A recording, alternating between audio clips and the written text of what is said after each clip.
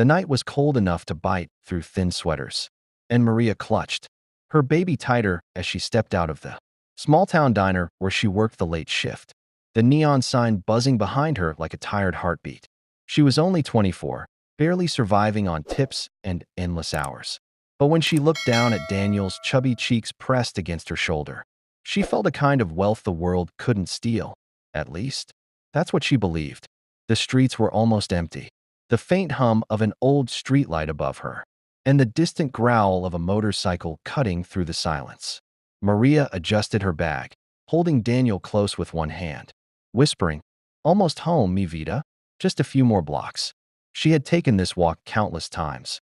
But tonight, something felt wrong, like the shadows themselves were watching. She tried to quicken her pace, her footsteps echoing on the cracked pavement. But then it happened.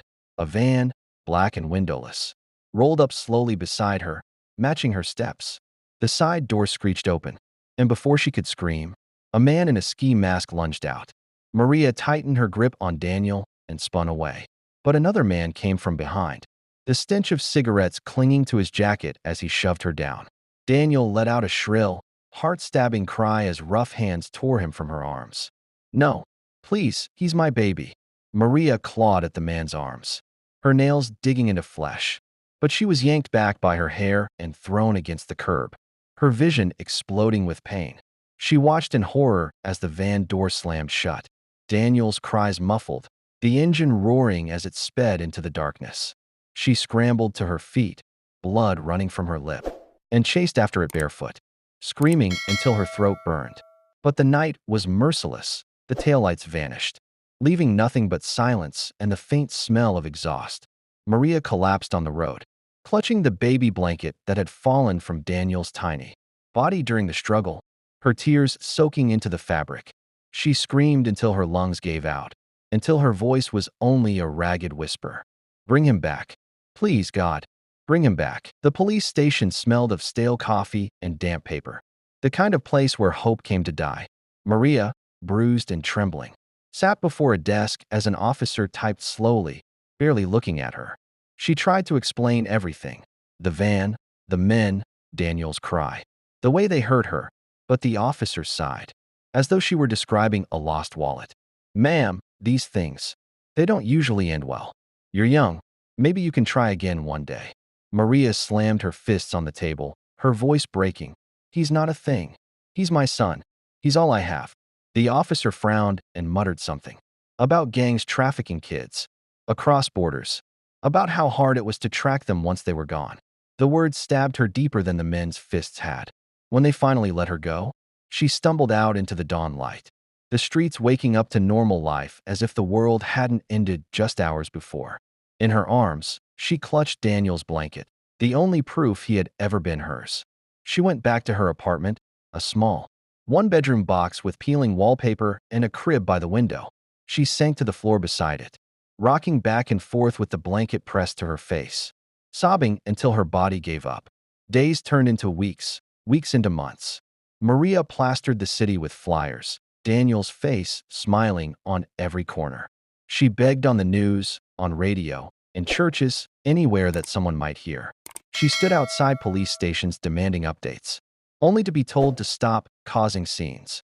Her co-workers whispered behind her back, calling her the crazy waitress who lost her kid. Some neighbors avoided her, others pitied her, but no one helped.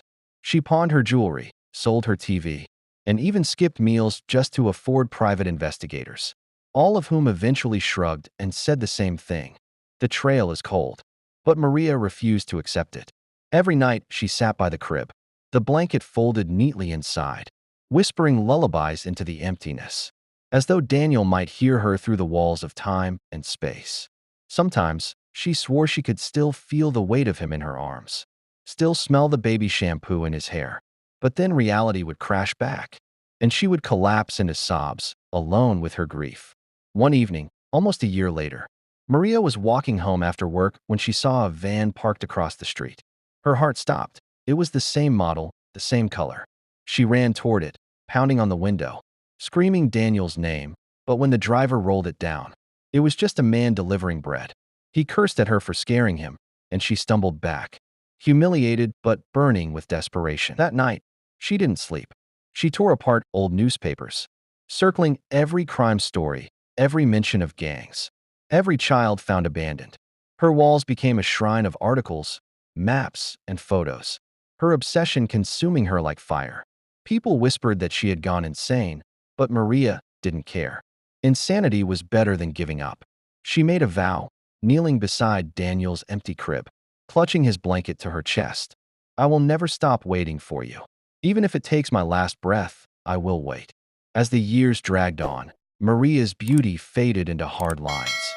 Her body weakened from sleepless nights and double shifts. Yet her eyes never lost their fire.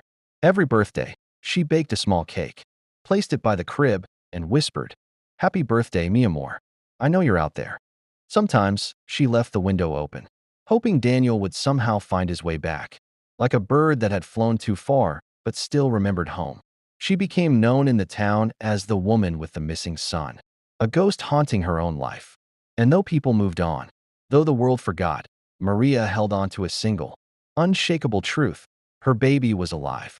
Somewhere, somehow, Daniel was waiting too. And she swore, with every beat of her heart, that one day, their paths would collide again. But what Maria didn't know was that far away, in the shadows of that same gang, a boy was growing up with no memory of her, raised among criminals, taught to fight and steal, haunted by dreams he couldn't explain. He didn't know his real name, but in his dreams, he always heard a voice, soft and broken, singing a lullaby he couldn't place. And though he didn't understand it, that voice would guide him back, 18 years later, wearing the very badge that would set them both free. Time did not heal Maria, it only sharpened her wounds. The days bled into years, and though the world moved on, Maria remained frozen in the moment her baby was ripped from her arms. She was 24 when it happened, and by 30, she looked 40. Her pale olive skin had grown dull and tired. Her once bright brown eyes carried the weight of endless sleepless nights, and her dark wavy hair that used to shine now always seemed messy, unwashed, pulled back in rushed buns as she trudged from shift to shift. Every wall of her apartment became a shrine to Daniel. The crib remained untouched, always neat, always waiting. His tiny blue onesie, too small now for the man he would have grown into, was folded inside the crib beside the white star-printed blanket she had clutched the night he vanished. Each year on his birthday, Maria lit a single candle on a small homemade cake, whispered "Happy birthday, mi amor," and then blew it out through tears, imagining him somewhere, alive, growing older without her. The neighbors whispered about her. They shook their heads when she passed by. "She's lost her mind," they said. "That baby's long gone." Some avoided her altogether, as though grief was contagious. Others tried to be kind, but their pity burned her worse than cruelty. People told her to let go, to move on, to start a new life. But they didn't understand. Her life had ended the moment Daniel was taken. Her obsession grew into ritual. Every night after work, Maria sat at her kitchen table under the dim light of a single bulb, cutting out newspaper articles about gang arrests, missing children, police raids. She pinned them on her wall, connecting them with red string, trying to trace a path back to the van that had stolen her son. Her walls looked like something out of a detective's office. But Maria wasn't a detective. She was just a mother who refused to let go. When she walked the streets, she always carried a stack of missing posters in her bag, Daniel's baby pictures staring out at strangers. At first, she begged people to take them. Then she pleaded. Then she just silently taped them to walls and lampposts, her hands trembling with the weight of her endless mission. She even went to churches, lighting candles at the altar, praying for Daniel's safety. She knelt for hours, whispering lullabies, believing that maybe God could carry her voice to wherever Daniel was, that somehow he would hear her. But the silence always returned, pressing on her chest like a stone. The police stopped answering her calls. They had closed the case years ago. Once, she stormed into the station, her face gaunt, hair messy, clutching Daniel's blanket like evidence. She shouted at the officers, demanding they do something, anything. One officer, tired of her visits, finally told her bluntly, "Ma'am, kids like that, they don't come back." The words nearly killed her, but they also lit a fire. She pressed the blanket to her chest and spat back, "You don't know my son. He's alive. I feel him, and he will come back." She left the station that day with no allies, no help, but an unshakable vow burning inside her. Years passed, and Maria grew older, lonelier, and poorer. She worked as a cleaner now, scrubbing floors at offices and hospitals, her body bent and aching from long hours. Sometimes, she caught glimpses of young men who would have been Daniel's age. She'd freeze, her breath catching, staring at their faces, wondering if one of them could be him. She imagined walking up to them, asking, "Were you taken? Do you remember your mother?" But she never did. Instead, she carried the weight in silence, her heart breaking each time she realized they weren't him. Still, she never stopped searching. She even wrote letters to organizations that helped find missing children, sometimes getting polite replies, sometimes no answer at all. With every letter she sent, with every flyer she taped up, she felt like she was screaming into the void. But she screamed anyway. Maria became a ghost of herself. But inside, her love remained fierce. One stormy night, sitting beside Daniel's untouched crib, she made her vow again. Rain lashed against the cracked window. Thunder shook the apartment. But Maria's voice cut through it as she clutched the blanket tight. "Daniel, if you're out there, if you can hear me, I'm waiting. I'll always be waiting. I don't care if it takes 18 years or my entire life. I'll never stop." Her tears soaked the blanket. Her voice broke, but her promise held strong. And though she didn't know it, somewhere out there, in a dark foster home, a teenage boy named David, who had been raised with no memory of her, who only knew fragments of lullabies in his dreams, was feeling the same emptiness she carried. The bond between them, invisible but unbreakable, was tugging at the edges of fate, slowly pulling mother and son back together. The years of silence would one day be broken. The boy taken from her arms would return, not as a child, but as a man with a badge on his chest, a badge strong enough to free her from 18 years of grief. So Maria waited. She scrubbed floors by day, she prayed by night. She fought off despair with stubborn hope. Everyone else had given up on her son, but she hadn't. Her body grew weaker, her hair grayer, but her eyes, those fierce brown eyes, never lost their fire. She would wait for Daniel, no matter how long it took, because a mother's love doesn't count the years. It only waits for the day her child comes home. And that day was closer than she could have ever imagined.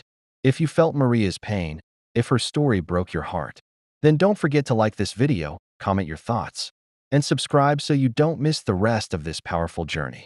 Maria had learned to live with the scars of the past. But scars, no matter how old, sometimes ache in silence, especially when reminders of what was lost reappear at the worst times. After that night of seeing the young detective with the piercing blue-gray eyes that looked so much like her son's, she could not shake the thought from her head. And even though she told herself it was impossible, her heart betrayed her reason, whispering that it could be him, that maybe destiny had finally circled back, 18 years later, to undo what had been done. She woke the next morning restless, staring at the small photograph on her nightstand, the only photo she had of baby Daniel, swaddled in a pale yellow blanket, his tiny fist clenched near his mouth. And she whispered to it like she had for years, "If you're out there, I'll never stop waiting for you." Meanwhile, Detective Adrian Cole sat in the precinct, filling out paperwork from the raid. But his mind kept drifting back to the woman he'd seen crying in the street. The woman named Maria Alvarez, a face lined with both beauty and pain, her deep brown eyes hollowed from years of grief. And for reasons he couldn't quite explain, he couldn't get her face out of his mind. It was as if a string had been pulled inside him, tugging him toward her story, toward something unresolved. His partner, Detective Reed, a grizzled man, in his late 40s with a square jaw, salt and pepper beard, and eyes that had seen too much, noticed his distraction and muttered, "You're elsewhere, kid. Don't lose yourself. You can't save everyone." But Adrian didn't answer. Instead, he quietly requested access to old missing persons files, an unusual move that made Reed narrow his eyes but not question further. Hours later, Maria sat in her kitchen, the faded curtains barely holding back the morning light, when a knock at the door startled her. It was her friend Elena, a stout woman in her late 40s with warm olive skin and expressive green eyes, the only one who had stood by her during those long years of searching. Elena carried a basket of bread, but more importantly, she carried a warning. "Maria," she said softly, pulling out a chair, I heard whispers. The same men who took Daniel, they're still in business. They're older now, but their hands are deep in the city. You can't go digging again. Maria's breath caught in her chest. Then it was them, she whispered, gripping Elena's hand. Elena nodded, her lips trembling. And if the boy you saw is who I think he is, Maria? He's walking straight into the jaws of the wolves that raised him.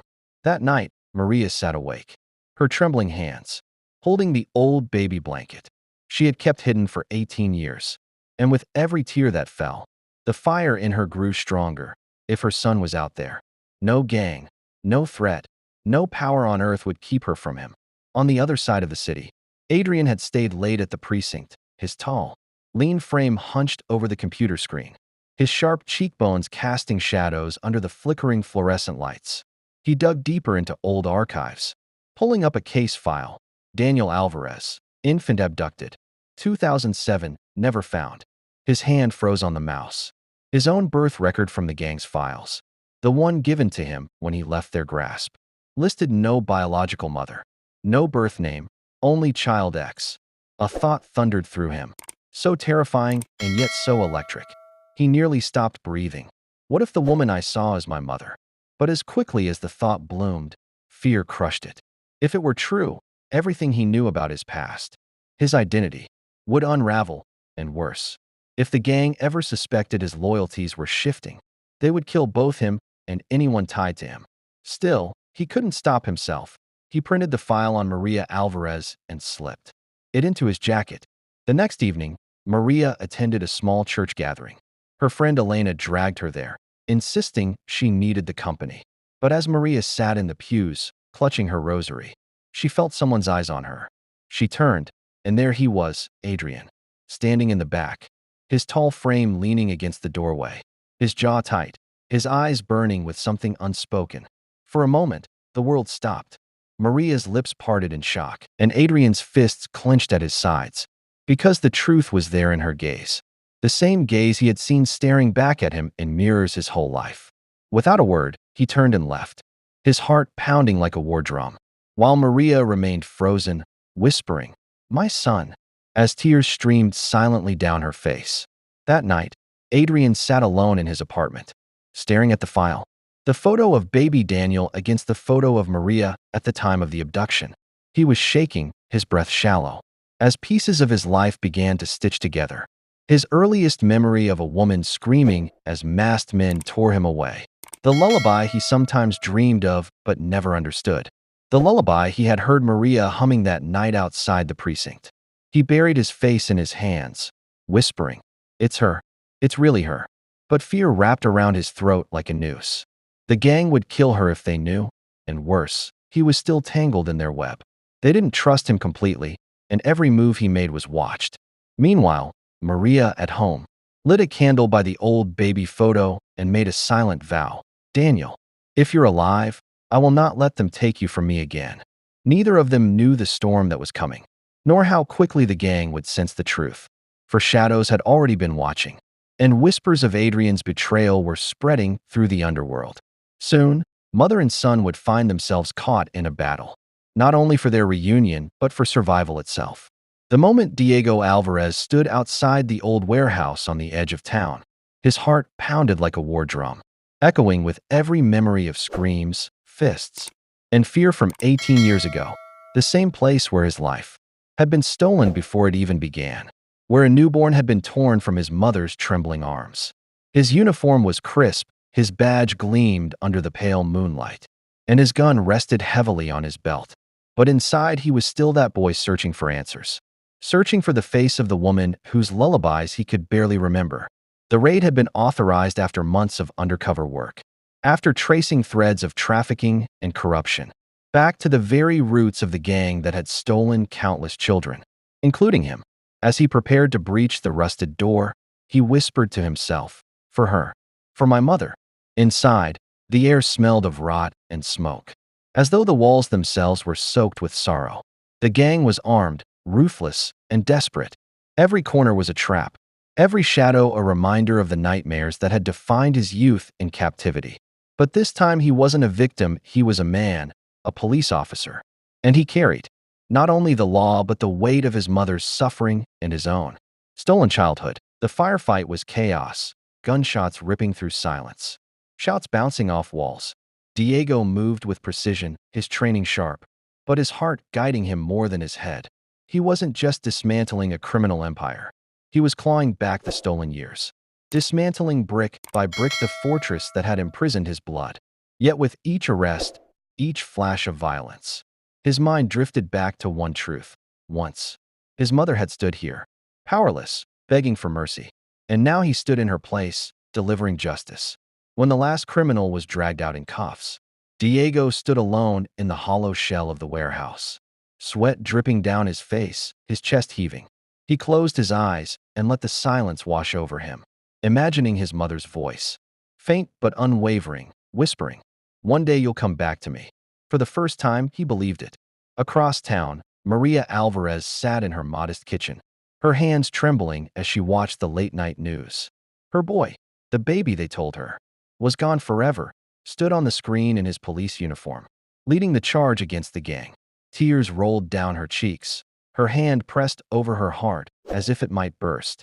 The anchor's words blurred, but the image of Diego's face, sharp jawline, dark almond-shaped eyes that mirrored her own, and the strength in his voice. Justice is not just about punishment. It's about restoration, burned into her soul. She whispered his name like a prayer, "Diego, my son," and the night filled with a hope she hadn't dared to feel in nearly 2 decades. But fate wasn't done testing them yet. For Diego, the case was far from over. The raid had uncovered documents, names, hidden networks stretching further than anyone imagined. And in the middle of those papers was a file with a photo of a young woman, a baby wrapped in a blanket, and a record that said, Maria Alvarez, 2007. Infant removed, classified asset.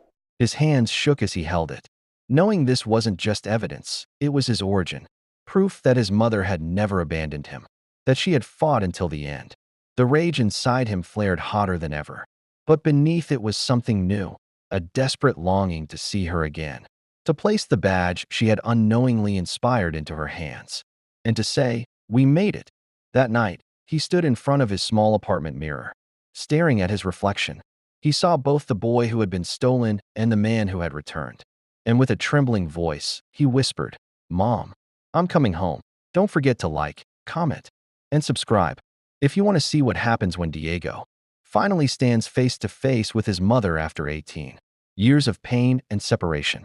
The day after the raid, Elena sat alone in her small, dimly lit kitchen, the faint hum of the refrigerator filling the silence.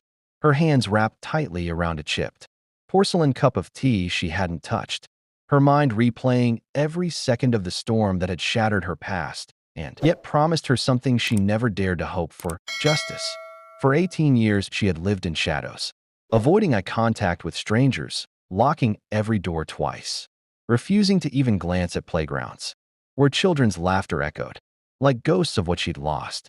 And now here she was, being told by a young detective, with her son's eyes in her own stubborn jawline, that the nightmare wasn't over but unraveling, piece by piece, and that she was no longer alone in carrying its weight.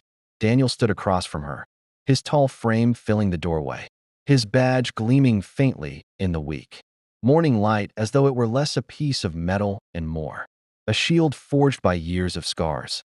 His voice steady but his hands restless, tapping against the worn edge of the table, as though he was holding back storms of his own.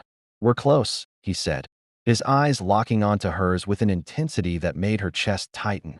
"But I need you to trust me, no matter what comes next." Elena wanted to tell him she did trust him, that the instant she saw him, she felt the unspoken pull of blood recognizing blood. But fear, that old enemy, coiled around her tongue, reminding her how cruel hope had been before. Still, as Daniel slid a stack of photographs across the table, grainy surveillance shots of men in dark suits with familiar cruel eyes, the same gang members who had once taken everything from her, she found herself trembling not just with terror, but with the strange fire of courage. Because for the first time she wasn't looking at her enemies through tears of helplessness, but through the gaze of a son who had come back, not broken, but armored in justice. "They're planning something bigger," Daniel whispered, leaning closer.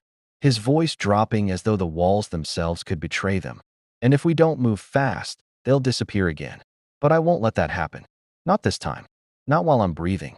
Elena studied his face, every line and scar etched across his sharp cheekbones, every flicker of pain in his storm gray eyes.